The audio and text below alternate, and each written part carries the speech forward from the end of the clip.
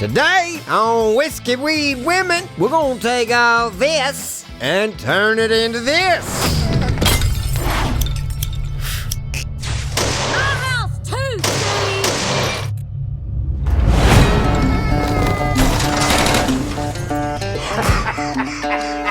Well, cheers, y'all. Steve Jessup back in the shop with you once again. Get you a cup of Feel Right.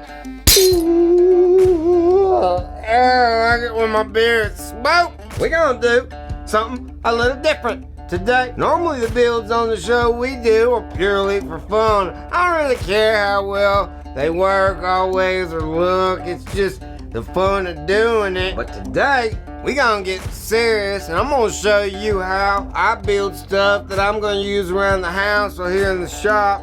What steps I take to make it solid, something that'll be used over and over again. This will probably be a good time to tell you that I ain't affiliated nor sponsored by DeWalt or any of the other products that you're gonna see in this show. I am a fan of DeWalt tools. I've had a lot of success with DeWalt tools, and I thought it would be really cool to build a DeWalt themed table to go with the DeWalt miter saw. Let's get into this build, y'all. The idea for this project got cooking when I picked up this badass 12-inch dual bevel sliding compound miter saw. I tried to use as much scrap wood as I could, leftover items from other projects, so I really only needed to buy a handful of fresh 8-foot 2x4s, got a cheap shop vac, some outlets, and other stuff. When I build something legit like this, I like to scratch out some plans on a notepad.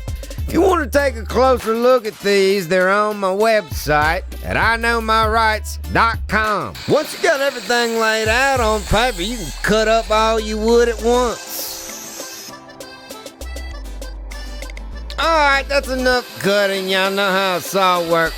Got my top together here with a 1x6 on the front, 4 legs. Just glued and shot them with these 3-inch hot dip framing nails we're using on everything else. I like to use these clamps to hold everything tight and square while I suit her up with the nail gun. I put some treated 2x on each side at the end of my legs so I'd have something solid to attach my wheels to. And with that, the basic framing on this miter saw table is done. I gave the saw a test fit to make sure everything was laying out just right. Got it covered up with scrap plywood laying around the shop. This beast is getting so heavy, I'm gonna throw these casters on now before I add anything else. Found these American-made heavy-duty Spax power lags at the hardware store, and these are gonna hold these wheels on forever.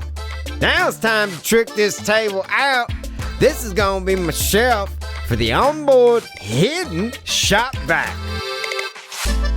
This hole right here is gonna be for my miter saw power cord and the shop vac hose. That's a leftover shoe rack, and it fits perfect on the end of the table. I didn't even have to cut it. Got the vacuum shack all trimmed out. I lined the back wall with this 16-gauge wire fencing I had on the shelf and added this handle, which is made from an old picnic table umbrella pole. These pieces on the end holding the handle are 1x6 decking scraps that are cut out with the jigsaw. To create a longer cutting deck surface the length of the table, I needed to come up 3.5 inches to match the height of the miter saw's cutting deck. I thought this is the perfect spot for some drawers. That way I can keep all the miter saw tools, accessories in one spot. Then I topped the whole table off with 1/2-inch MDF. For these drawers, I again used scrap and built basic trays, mounted them with 18-inch full extension sliders. Once the drawers were mounted, I trimmed out a front piece and cut out some openings for pulls. Now it's time for primer and paint.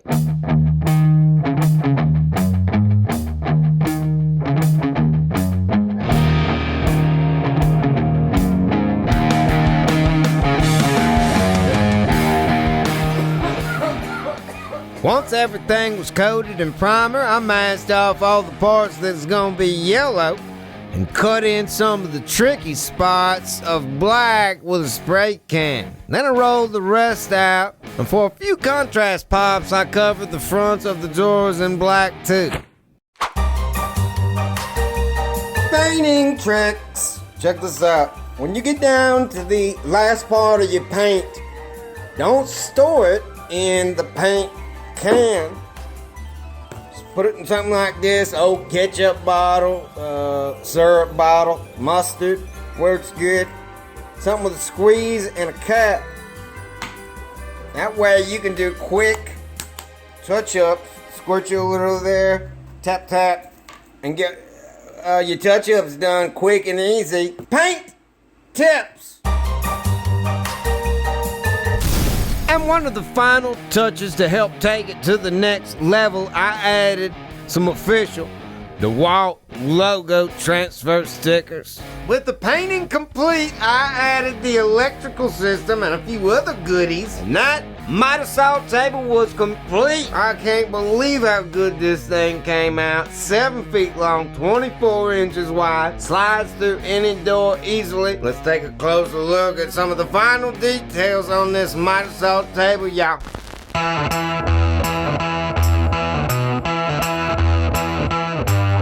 Gotta have a bottle opener. I wired it up with this heavy-duty 15-foot 12-gauge plug-in cable. That feeds this accessory outlet right up front. The power feeds to this switch, and that controls the outlet for the shop vac and the saw. Drawer 1 is perfect for measuring tape, pencil. Got backup blades and other saw stuff in here.